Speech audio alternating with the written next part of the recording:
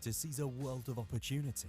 In today's digitally driven economy, expanding internationally is essential to unlocking the global potential of any business. Whether it be to gain a competitive advantage, establish global brand recognition, or attract top talent, the expansion process is an exciting endeavor for any company. Expansion also comes with a host of additional compliance-related risks and administrative burdens that can be overwhelming, even to the most experienced organizations. But this doesn't have to be the case. Choosing a trusted partner with the resources and expertise to help you navigate the expansion process not only reduces risk, it also allows you to keep your focus where it should be, on your core business. To be successful, you'll need the proper infrastructure in place to support your growing venture. That's where we come in. We'll help set up, structure, and manage your statutory, regulatory, and legal obligations in each new market, enabling you to grow your business compliantly and efficiently. Stay ahead of the curve by leveraging the market-specific knowledge of nearly 5,000 on-the-ground specialists in over 45 countries around the world. With hands-on support from our experts, you can speed up your expansion to be up and running anywhere in the world faster than ever. Our secure, cloud-based technology solution eliminates the hassle of navigating various software platforms from numerous vendors across multiple time zones and languages.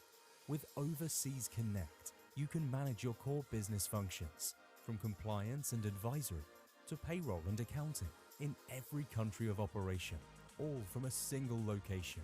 Whenever you're ready to take your business growth to the next level, we'll be here to help you make decisions with the velocity and confidence necessary to seize opportunities across the world.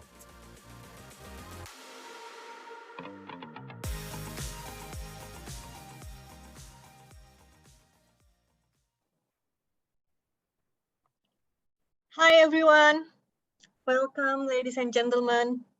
Thank you for joining us for today's webinar. My name is Savana Ganis and I'm the Director of Servio Service Office.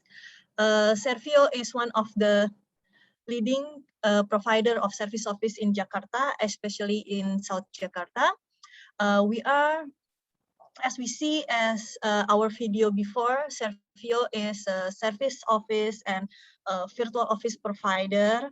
We provide a flexible office from only business address as a virtual office to a flexible office from one person to hundreds of square meters.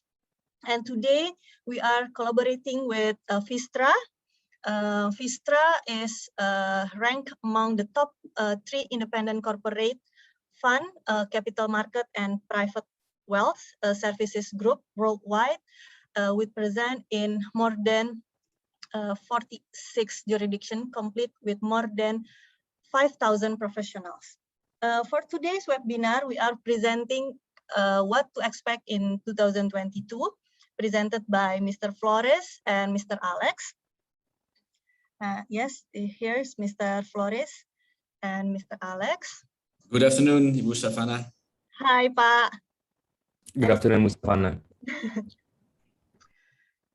And today we will present about Indonesian economic outlook, investment report, border and immigration update,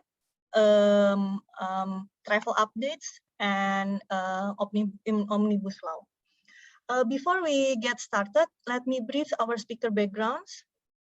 Mr. Floris holds a master degree in notarial law from the University of Leiden, the Netherlands. He built up expertise in about 7 years in almost every aspect of corporate law, specializing in restructuring, merger and acquisition, and has been extensively involved in national as well as international transaction, as well as cross-border transaction.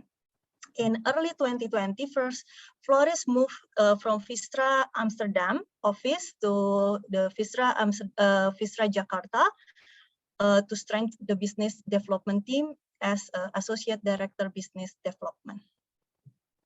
And for Mr. Alex holds a double degree in Accounting and Finance from McNeese State University in United States. where he graduated as a magna cum laude in 2017. He joined Vistra right after he arrived in Indonesia and has been responsible for developing the business through new services and connection. Equipped with more than 6 years living abroad, international taxation, and local Indonesian compliance, he helped many companies to establish in Indonesia. Before we begin, any question during the presentation, please type them in the Please type them in the question box, and we'll have the time for question and answer at the end at the session. Now, without further ado, we will turn the time to Mr. Alex to begin the presentation. Please, Mr. Alex.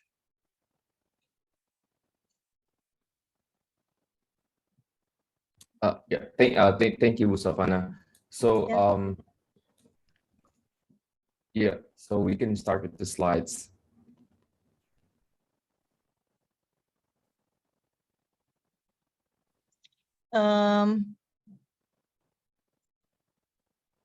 Please, admin,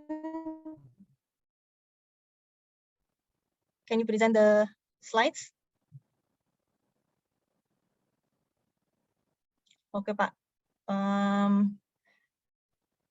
While we're waiting, can you brief some of the topics or introduction for this today presentation? Okay. Well, first of all, thank you so much for this opportunity. So, a little bit about myself. So, my name is Alex, and I've joined Vistra for almost 3 years now. And I've been working Vistra as a bridge for clients expanding in and to Indonesia. So later, when we have the slides, I'm going to be also talking about what's Vistra. But for now, maybe just a little bit about what are we going to be covering for today. So today, from my side, I'm going to be discussing the Indonesia economic outlook. So this is a very general overview about the Indonesia at a glance and how the investment realization comes to in 2020, 2019, and 2021, because certainly we're living in a unique time right now, right? So to 2019, this is the pre-COVID situation. 2020 is when the COVID is actually kind of, I would say one of the worst times in COVID history. And then 2021, we're living right now is a sort of a rebuilding time frame session.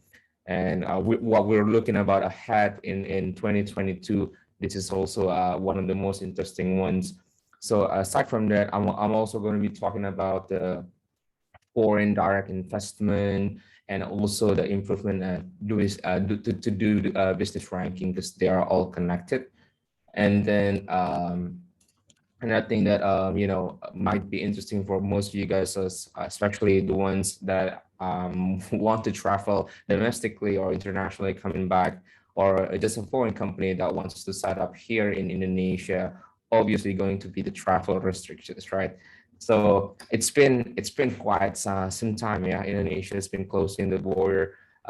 Now there's been just a sneak peek. There's been a good news and also some unfortunate news on the travel update. So I'll be also diving down and discussing about the travel update and some of the requirements as well.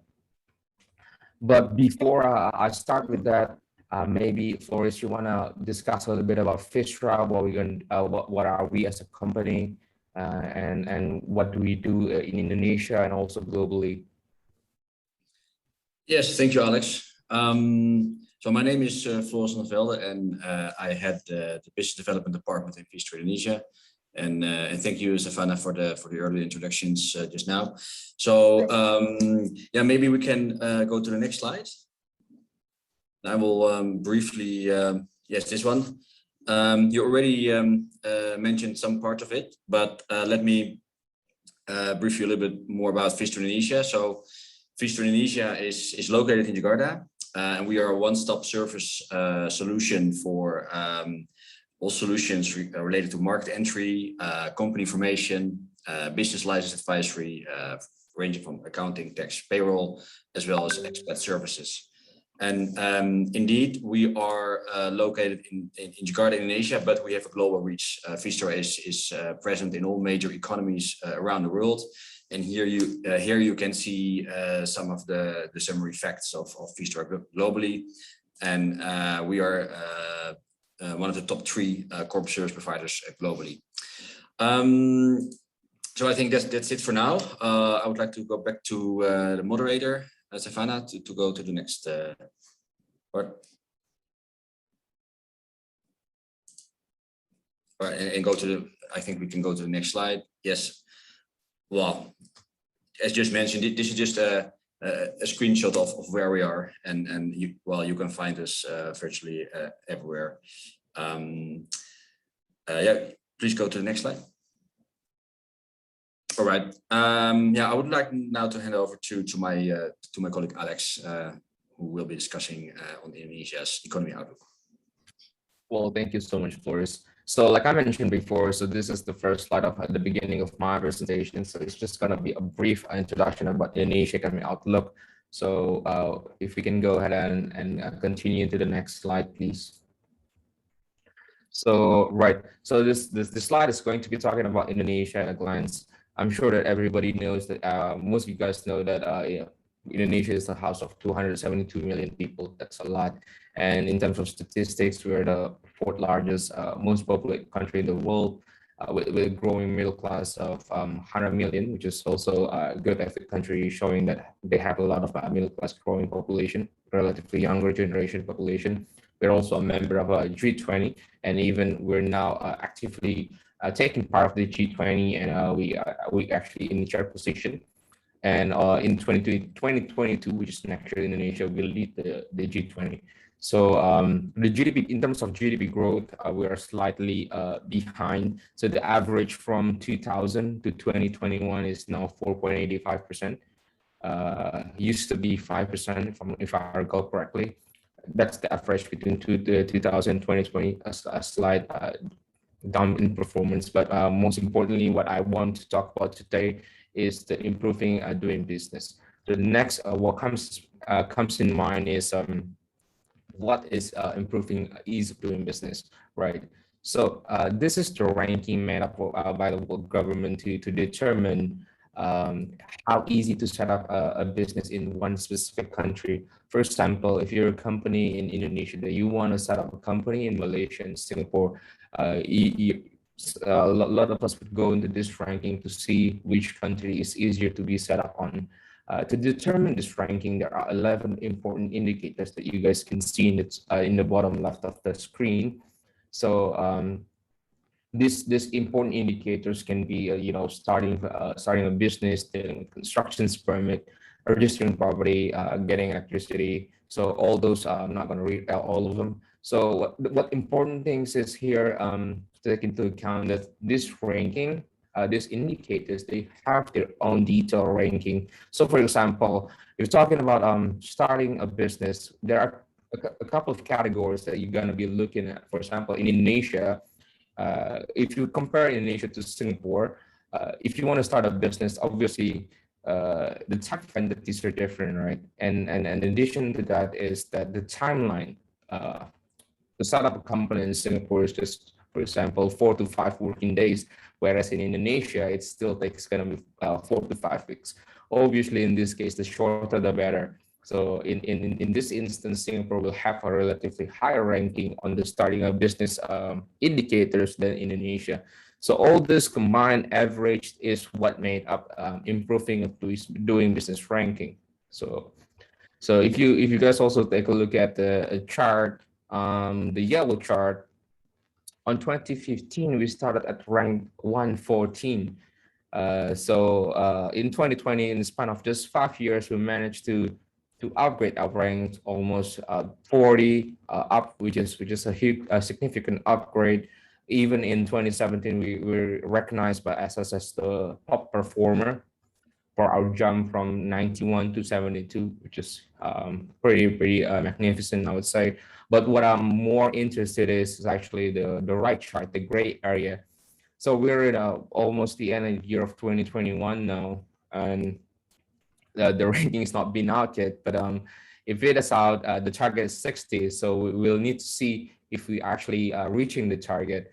But in 2025, the target is actually 40, which is a significant jump again from the 60 if you take a look at it. So you can talk about ranking all you want, but the important questions I would say is how are you going to be able to achieve this? Because the target, the results is there, but the means, the how is what was important in my opinion. So there are three key strategies implemented by the government. So the first one is the commitment to improve the ranking on all indicators. Second is structural improvement on all indicators. So these two things also are related. Like I mentioned earlier, the important indicators on the left, they have their each individual rankings. So for example, Indonesia is ranked 50 in starting a business, but ranked, let's say, 70 on paying taxes. So within that ranking, in starting a business, obviously the ranking will be the paid up capital, timeline, how many signatures you need to get from the government institutions before your company actually been set up, and compared to other countries in terms of paying taxes is how frequent, how easy, how transparent it is. So all this detailed structure, the Indonesian government are determined to improve this, which they do. For example, the OSS system has been renewed, maintained, and we're moving into a digital era right now. And most importantly, my colleague Floris will discuss about the omnibus law later. This is actually one of the groundbreaking new regulations that have been introduced to essentially help attract more foreign investors and more ensure the security of the investments as well. And the last key strategy here is the ensuring implementation, because of course, with all these plans, all these detailed plans, we need to have someone to oversee all this plan and ensuring the execution done right. And the next slide, I'm going to be talking about the foreign direct investments. So next slide, please. So this is just a simple continuation from the last slide. Obviously, we have discussed about the improving doing business ranking. So in terms of investment realization, what I want you to focus is here. We start the data starts from Q1 2019 and ends in Q4 2020. So I also mentioned this briefly on the introduction. 2019 is the pre-COVID era. 2020 is the COVID era. So, but if you take a look at the chart, looks pretty similar, right? So this is very interesting. When I saw this, to be honest, I was like, is this true? Is this correct? So this chart is pretty simple. So this is the total foreign direct investment realization. So we have a target. So the investment divided by two, domestic direct investment and foreign direct investments. So to sum it up, in 2020, the target was 348 in terms of foreign direct investment, but the actual investment was actually 412. So we are 118% above the budget, which is, if you think about it, I think this is pretty magnificent, considering what's happening, what happened in 2020, the global pandemic that not only hit Indonesia but also around the world, that affected global economy. The resilience of Indonesian economy shows here that the government are trying their best to combat this so that it doesn't really affect the economy in a macroscopic point of view. Obviously, we last year we experienced a lot of impact into our everyday lives, but shows from the data here, the money pool is still there, is still strong, and this is what I want to emphasize in this chart. On the next chart, it's just a sorry. And the next slide is just going to be a chart. I don't know if you can see it here. This is just basically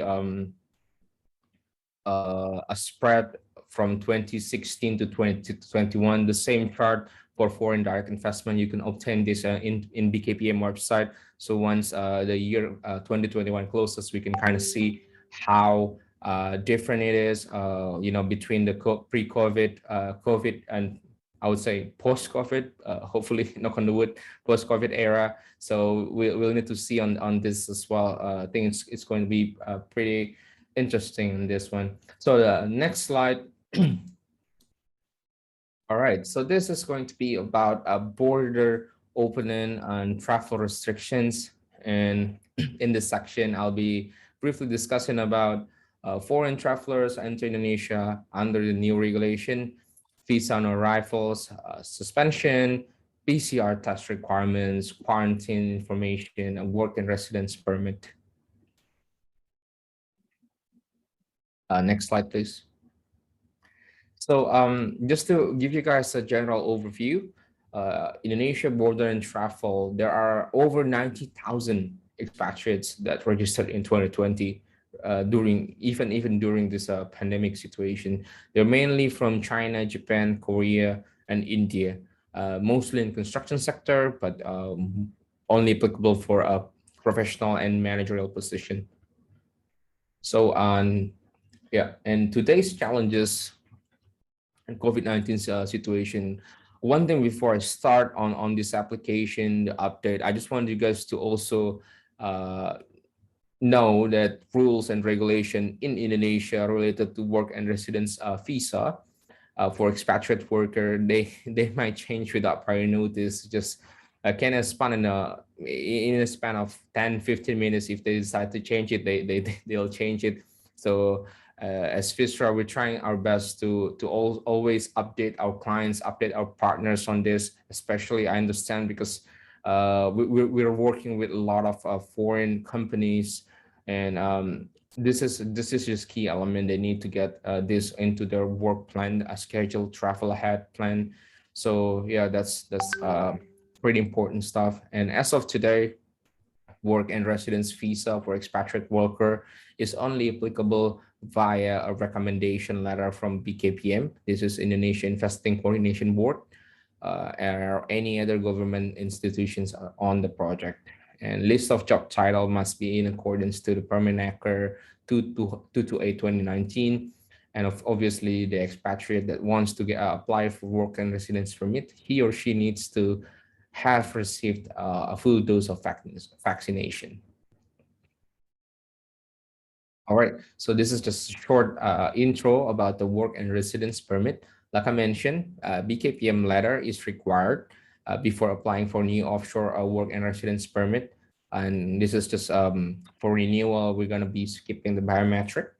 And yeah, this is just the short information. So next slide, please.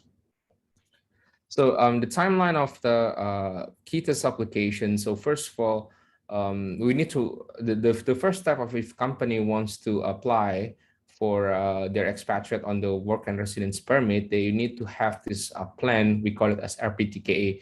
With the old regulation, they call it RPTKA, but now they changed the name. But essentially, documents and everything is still the same. And then the second step is the IMTA. And now we used to call it IMTA, but now they changed it into the actual work permit. This is issued by Ministry of Manpower. And yeah, basically after the company obtained the RPTKA showing proof of payments into the government, the KPTKA, and then get the IMTA. And next is the e-visa 312. This is formerly known as Telex visa. And once you get this, the expatriate will be able to enter Indonesia. He or she must obtain this visa first, issued by the Indonesia Directorate General of Immigration. And last but not least, you'll have this limited permit or ITAS. This is a very straightforward process, but the change on this regulation is more of adding new clauses and change the name. It's like we used to call something an apple, but now you just call it a breadfruit or something. So in general, it's the regulation is still the same. It's just the name's different with us with more additional clause. So in the next slide, we're also going to be talking about these changes from government regulation 31st and government regulation 48. So yeah, we can go ahead and skip the next slide. So this is in general what changes between before with the GR 31st and now the GR 48. To keep it short, I want to focus on single entry visa because it used to be 60 days, but now during this pandemic, it can be 180 days. And this is the most important part because right now the only acceptable visa is a single entry visa. Multiple and visa on arrival is still not permitted right at the moment. And also for ETAs, used to be valid for 1 year, extendable up to 5 times, but now maximum 5 years with a total of 10 years. This is the key takeaway on this slide. Don't worry, if you're missing on this and want to know more information, I'll be sure to leave the presentation for you guys later on. So next slide. Yeah, this is like what I mentioned before. So in the right side column, the GR 31st, this is the old regulation. So for example, for a visitation visa or Pasal 89 visa kunjungan, so the right side is the old one. They don't take it away, they just add the pre-investment. So the left side is now added into the right side. I don't know if that makes sense, but basically it's just additional clauses, more things that essentially make it easier for you guys to obtain visa and to ensure all the categories are listed here. So yeah, I'm not gonna be reading all the clauses for this one as well. So we can skip ahead into the next slide, please. All right, I think this is pretty important. Obviously, if you are a company and you want to obtain your expatriate worker a visa application, and means you're going to be a sponsor, right? So this is the obligation for a sponsor. Foreigner who are located must have a sponsor in Indonesia. The sponsor required to report for any changes of civil status, immigration status, or address, and of course pay the accrued cost of return if the permit validation is expired. This is the obligation of the sponsor and basically like a risk. An exception for sponsor is provision of sponsor excluded for foreigner who has married to Indonesian citizens. For if the company, for example, sponsor me or for example Floris, Fistra sponsor Floris. Fistra is the sponsor, but then when Floris got married in Indonesia, sponsored by the wife, the sponsor is no longer Fistra, but the wife just changed who's sponsoring him basically. So second is foreigner investor with a certain investment value. Foreigner who gives an exemption guarantee as reciprocal, 2 ways forward meaning. So yeah, next slide, we're going to be talking about the employer obligation. This is I'm not going to read all of this. The most important is this is the obligation for employer if they want to be a sponsor, and this restriction is, for example, appoint local worker for foreign companion for technology transferring. This is just basically the rules, the do's and don't for this. I'll be sure to also include this on the slide later on. And but important thing here is foreign worker facility of education and training. This is all required except for director commissioner, head of regional offices, foundation organs, and foreign worker with temporary period contract. So this is very important because within this title position, you are able, not to have to do this all Bahasa Indonesia training, which is good in my opinion. So next slide. So this slide is just a summary of all the things that we've been talking. It's essential knowledge for you guys to understand as well. So now there's a limited quota by Directorate General of Immigration for the whole Indonesia. And as of today, only a single entry visa can be obtained during this pandemic. An application must be done in time to ensure that the e-visa is issued in a timely manner. And the quarantine period, unfortunately, now is 7 days. So it used to be more relaxed, 3 days, 2 nights, but the government recently changed to prevent the spread of a new COVID variant. So they changed it back to 7 days. It's still arguable, and just my personal opinion, they'll maybe we'll see after the holiday season if the cases going up, go down. Depending on that, we might have a change on this regulation.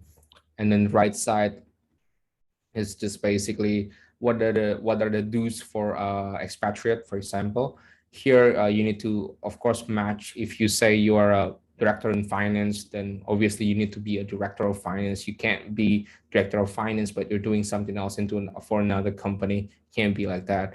And then it's also encouraged to always keep your passport notification with you at all times, at least a digital form of e-test, because inspections sometimes they just come and go. If the inspector sees a foreigner, they would ask, hey, how are you working here, especially if you're in office premises.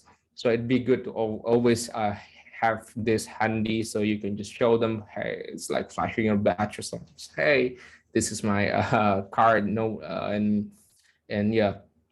And obviously this is also important that people tends to neglect, is that if you moved from your registered address from your ETAs, you need to inform the immigrations. You need to update the passport and everything else. So this is very important, because people in my line of work, I can tell you from our experience, this is one of the things that people tend to forget, and that they need to update all of this. So yeah, this is the couple of dues for expatriate. And on the next slide, here's another summary. There's no written regulation on this one, but this has been there for so long, and it's just like a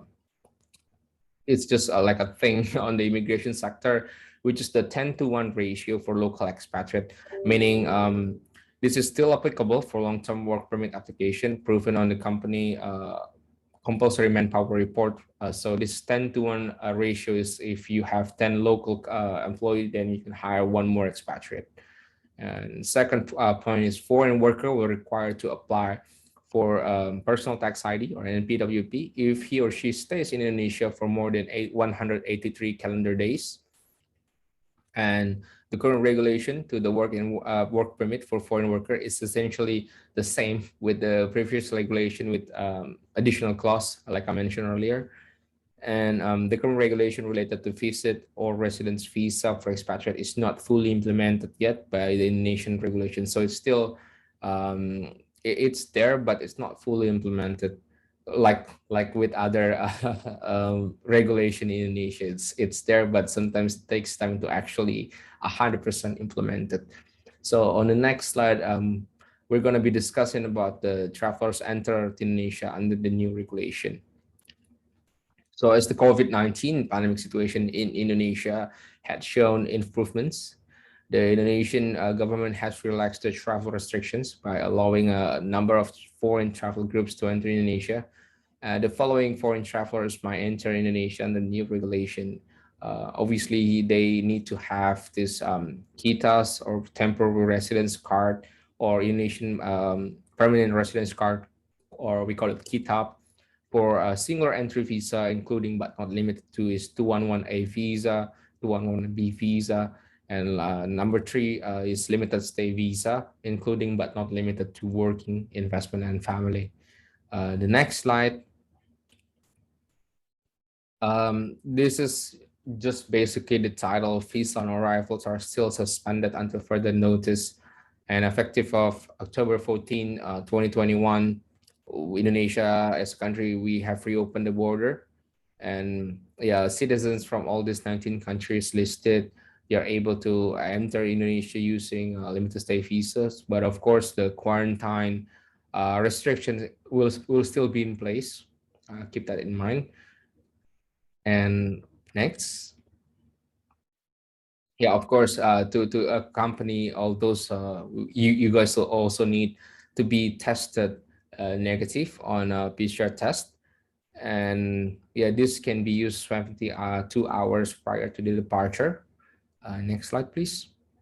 This is just a short quarantine information just to remind everyone again that for fully vaccinated travelers, they will still need to go fulfill the 7 times 24 hours quarantine period as of now.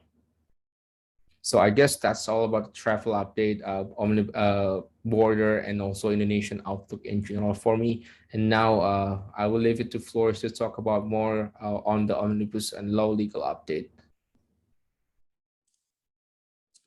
Thank you, Alex. Yeah, let me talk about the omnibus law and the recent developments.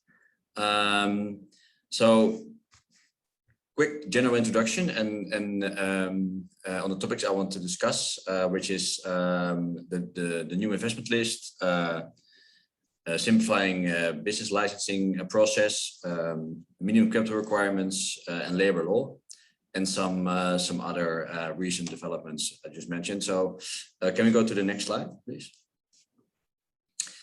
Yeah, as a general introduction, very quick. The omnibus law is a very material umbrella law that changed many laws in one go. It's about 80 separate laws which were changed by the omnibus law, and there have been some strong protests in the beginning last year when the draft was provided by the government to the House and the deliberation. Well, last year in November, it was finally enacted by the House and signed by the presidents. But in the meantime, and also after that, there have been lodged 6 petitions to the Constitutional Court to challenge the law, citing not correct procedures, etc. Well, a bit of a breaking news. Probably some of you have read it in the news. 2 days ago, the Constitutional Court actually issued a verdict on one of the petitions which was lodged, and has declared basically the entire omnibus law conditionally unconstitutional.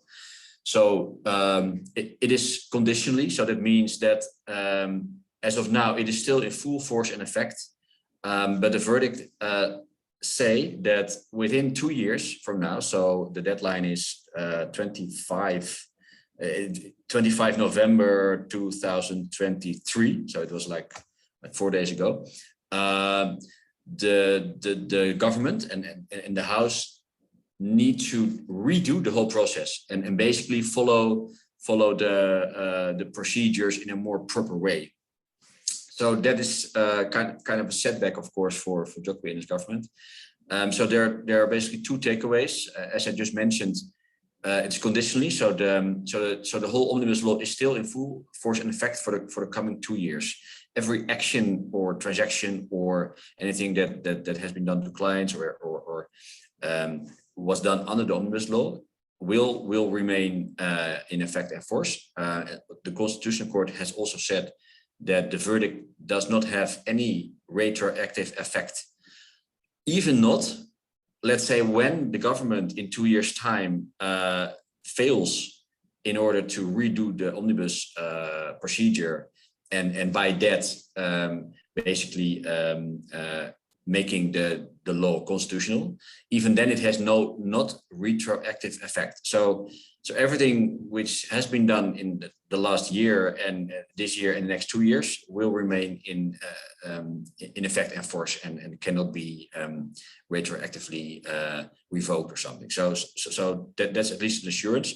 Of course, it is kind of bad news for business. I mean, because it will create 2 years of insecurity on this. So in that aspect that it's always bad for business, these kind of things. But also already Jokowi had a press conference yesterday, and he assured the public and everybody that his government will do everything to make sure that within the 2 years this will be fixed. So, well, we all hope that will be the case, and perhaps there will be some revisions, and probably they will perhaps talk with some of the trade unions, because they were the ones who were most critical on some of the labor law, which we will be talking about a little bit later. So yeah, please, next slide. Yeah, I will quickly go over this. Basically, the omnibus law changes 80 laws ranging from forest laws to corporate law to tax law to construction law to, well, too many laws to mention. And the law works that the implementing regulations, which come after the main law which has been enacted, those regulations, implementing regulations, in those regulations, there are the details, important details, how the law works out in practice. So those have been issued this year. So already almost 50 of the regulations have been issued. So they are in full force and effect, and will still stay that way. Next slide, please. Yeah, so one of the major changes which came from the omnibus law is that a new category has been created. It's called the priority business fields. And this is part of the positive investment list, which I will be talking about later, which actually lifts the foreign investment restrictions on a number of sectors, making it more open for foreigners to invest in those sectors. But the focus and the intention of the omnibus law in the government is clear. They basically focus on the larger companies, because those will be the companies who are applicable in the category of priority business fields, because it has a number of reasons. It is connected to national strategic projects. It needs to be companies who are labor intensive. So that means a lot of employees who work there.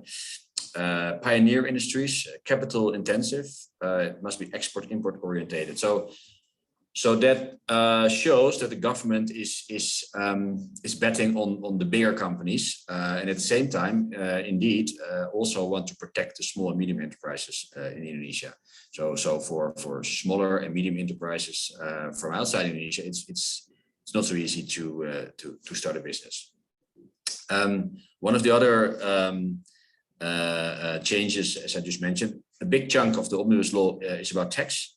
So the government changed quite a number of tax laws, which are actually beneficial for foreign investors, because a lot of tax incentives, tax holidays, tax allowances, corporate income tax rates have been introduced and made available to the foreign investors to basically lure them to use the tax, to lure them to invest in Indonesia and make the cost for them lower. They did also recently, a couple of months ago, changed back a little bit of those some of those tax incentives because of the COVID pandemic. Obviously, the government also need to look at the cost and the government spending. So they revoked some of the beneficial of those tax incentives temporarily, and to basically to fill the gap in the government spending. Yeah, could we go to the next slide, please? Yeah, so this is a very interesting slide, and I think a lot of usually a lot of companies are interested in it, because this shows actually which business fields are now open for investment or have been opened up more for investment, and it's across a wide range of sectors. I will quickly discuss them all. So you see that in the companies who are active in distribution now allows for 100% of foreign ownership.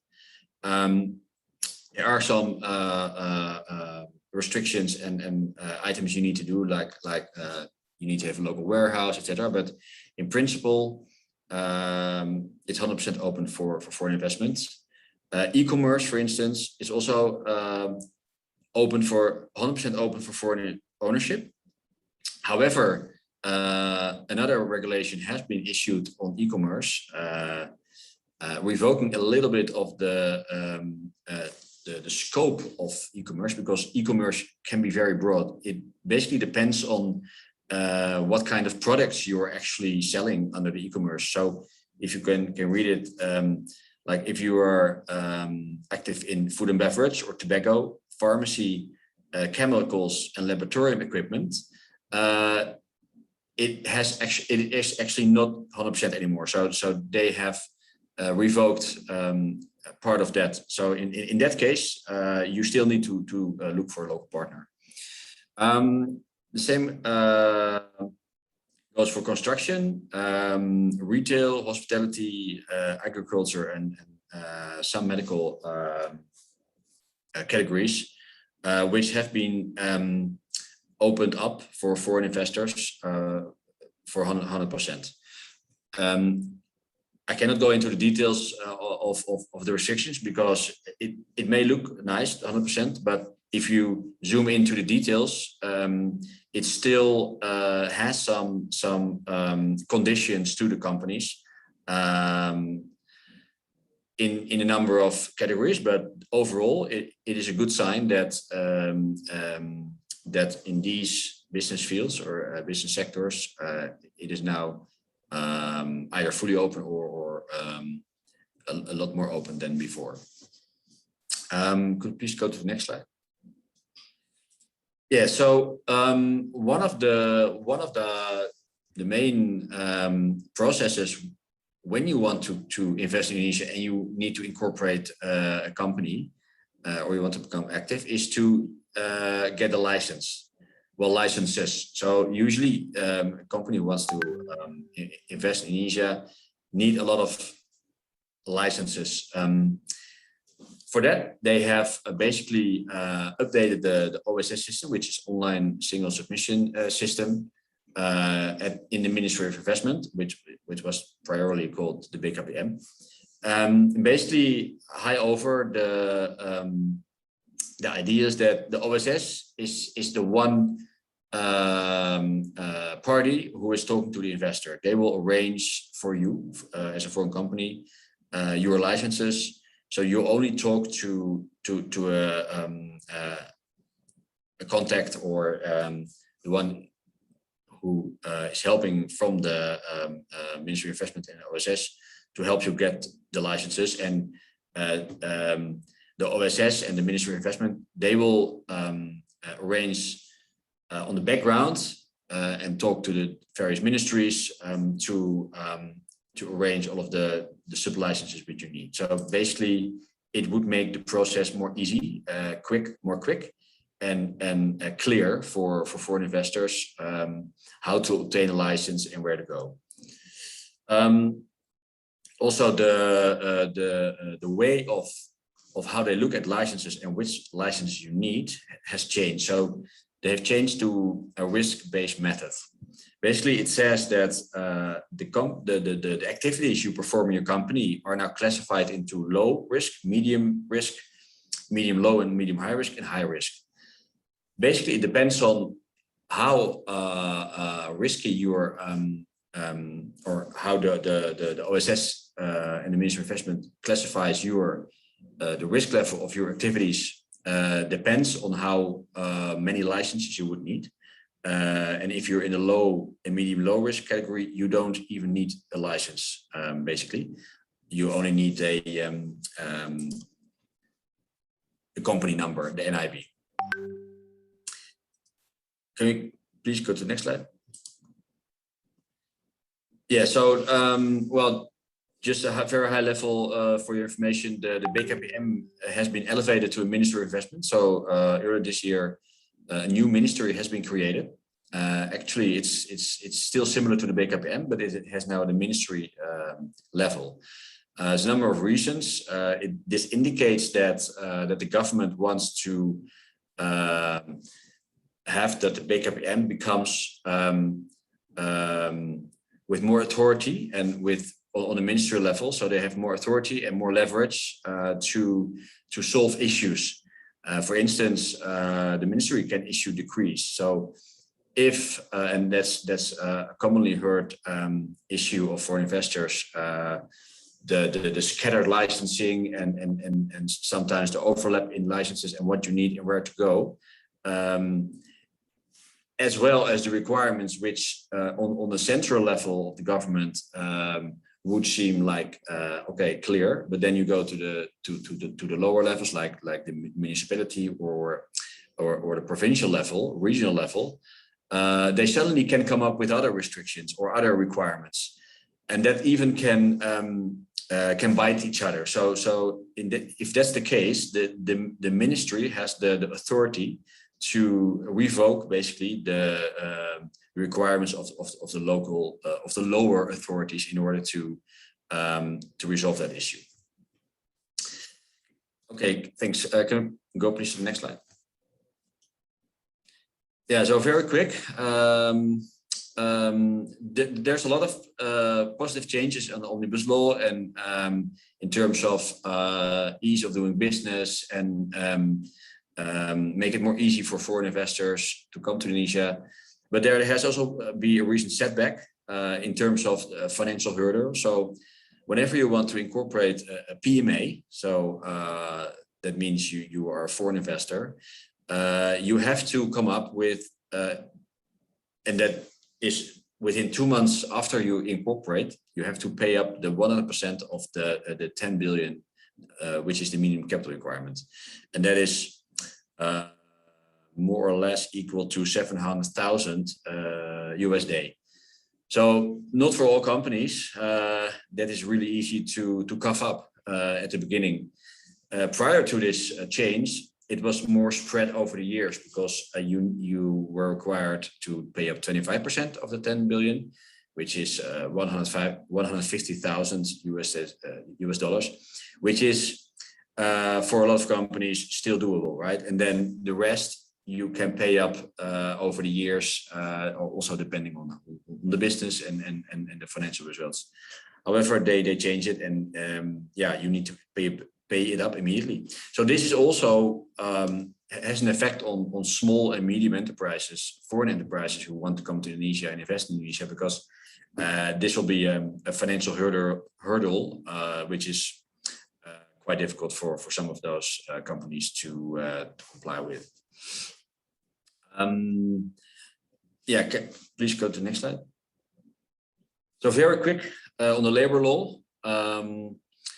It has been controversial indeed, but these are the high over the changes.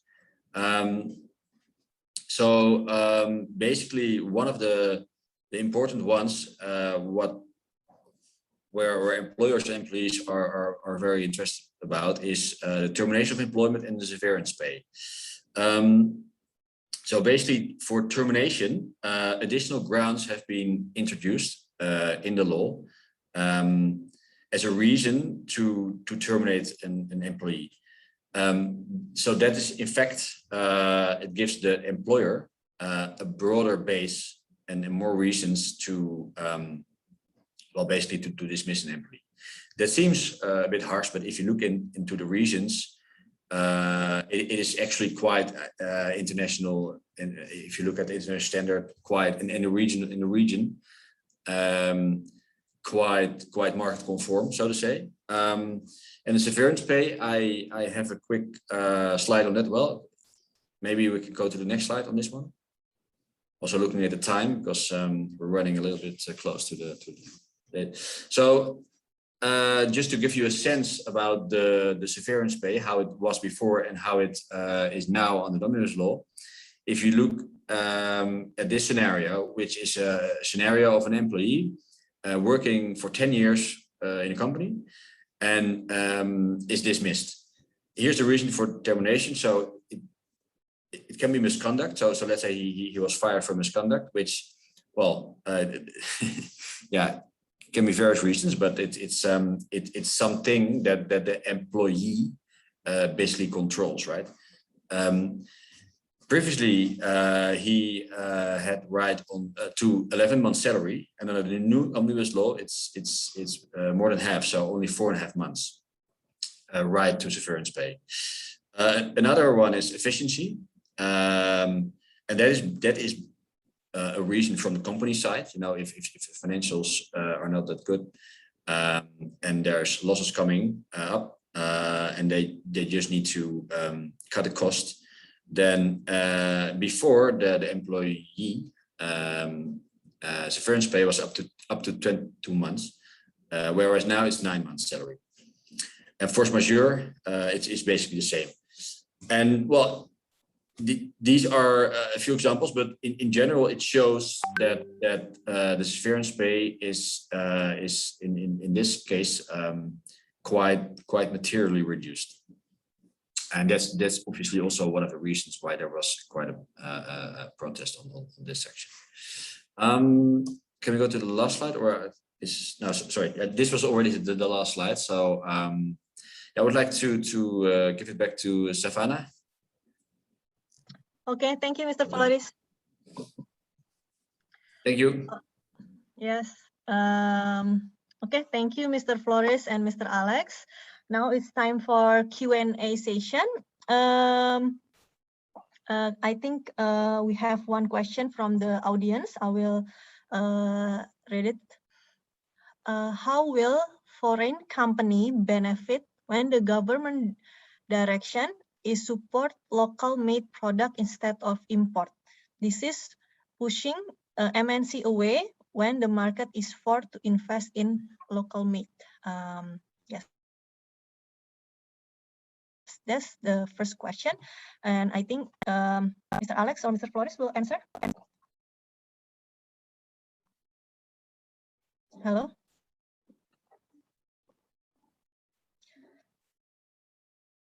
Hello, Mr. Floris. We cannot hear you.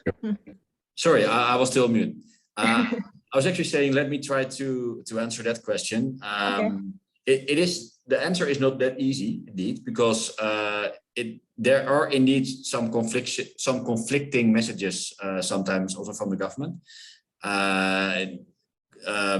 Some months ago, we also heard the government or President Jokowi even to say to the public, okay, please use the local products, you know, because they may be better. But I think here it's important to look at what kind of products you're talking about. You know, for products, some of the products, like if you are talking about products from certain countries where the products are not made in Indonesia, or they cannot made it here, then it makes sense. Like if you're talking about cheese from Greece or champagne from France or something, that is something that can be it's difficult to make here. So if you're talking about, it is a bit different on what kind of products you're talking about, but indeed it can be difficult for a foreign company to compete with who wants to import products which are also made locally.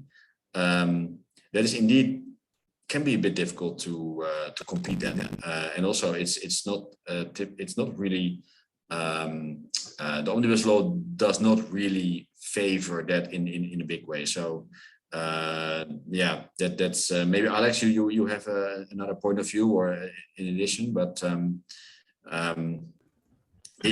this really depends on what kind of products we're talking about also. Yeah, I agree with you there, Floris. I think it's just this is a good question indeed. So thank you so much for this question. So I think in terms of support, it's also you need to divide it by you need to look at it from two things. Yeah. So in terms of government supporting the foreign companies, they do other stuff like this tax incentives, foreign and the transparency OSS system, and a little bit from the omnibus bill. But in terms of market, in terms of product market, in terms of capital, I think the support from the Indonesian government will rely heavily directed to the local market in this instance. So there is support from the government. It's just directed into different sides in this instance. I hope this helps, or hope this makes sense. Okay. We have another question from Mr. Richard, where we can obtain the slide after the Zoom session. We will participate, receive a download link. Yes, thank you, Mr. Richards. We will send the thank you email along the recording and also the presentation. ASAP, we will have to edit the recording, and after that we will send the recording and the presentation. And another question is, when you mention setting up a business, how intensive will be rep office or factory to factory? I mean, I think Mr. Alex can answer this question, yeah. Sure. I answered on the live box. I think this is also a good question. Setting up a business here, I think we're what we mean is a very general ones. So it can be ranging from a simple rep office, simple rep office, SMEs, or if you're a huge MNCs, or if you set up a manufacturer, that ranging for all of them. Because essentially the process is the same. It's just a matter of a complexity if you're obtaining the necessary or additional business license. Although if you do want to just incorporate setting up a business and rep office, this is a little bit different because this is a much more easier, I would say, process to take.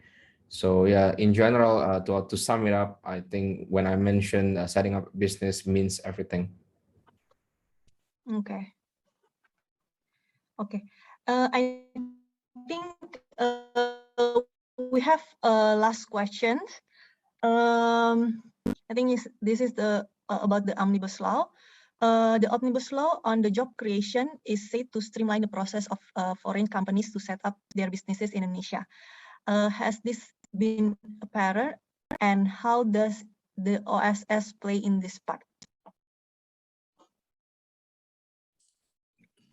Yeah, thank you for this question. Indeed, the intention of the OSS is to, and the omnibus law is to streamline business setup process. As it deregulates some of the complicated aspects of the businesses, take away the bureaucracy and the red tape. However, this is one of the efforts to attract foreign companies, as we discussed.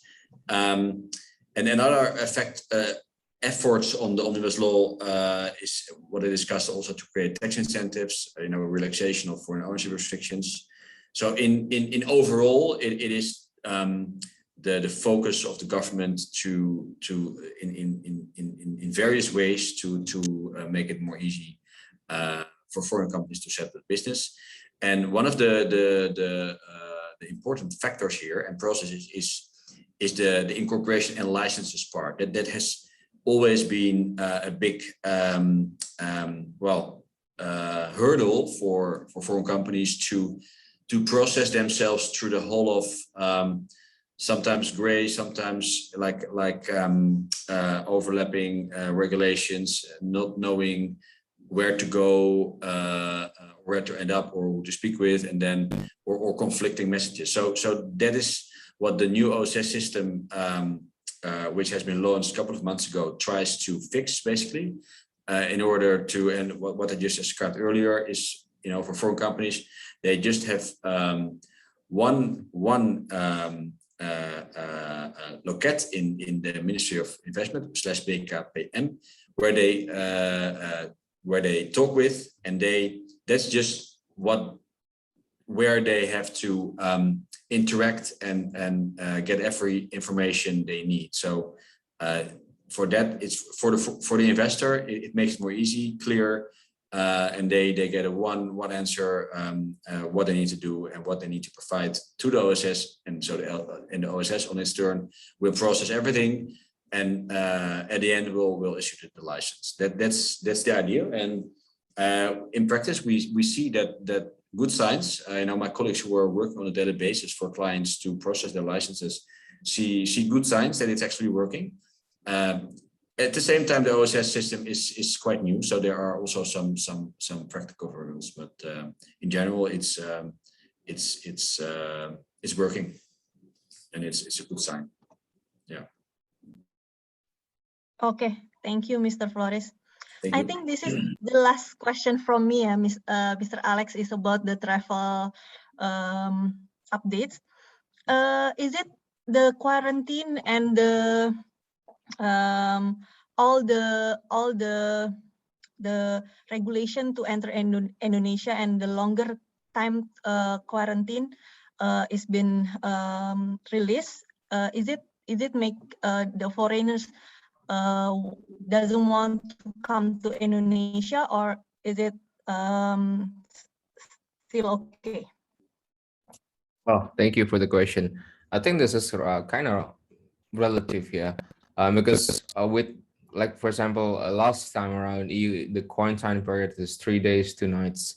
So it was understandable because the daily COVID cases went down by a lot. But to prevent this new variant of COVID-19, and then the holiday season, which is in December, wow, it's 2022, very, very close here.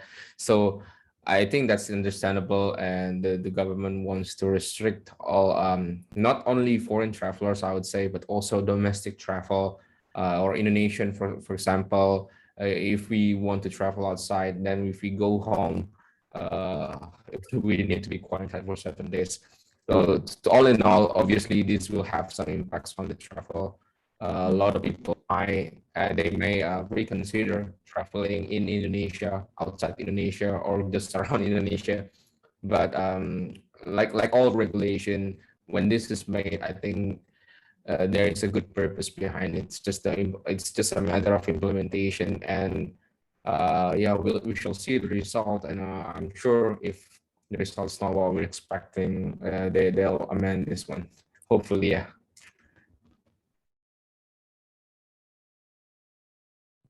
Yeah, hopefully.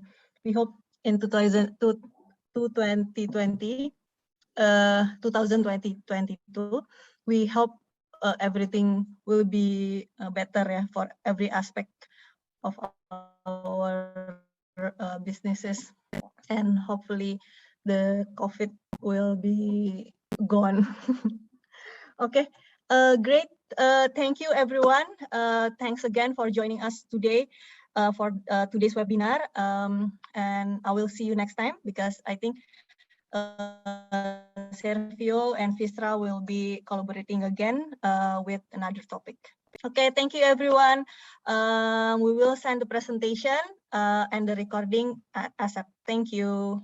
Bye.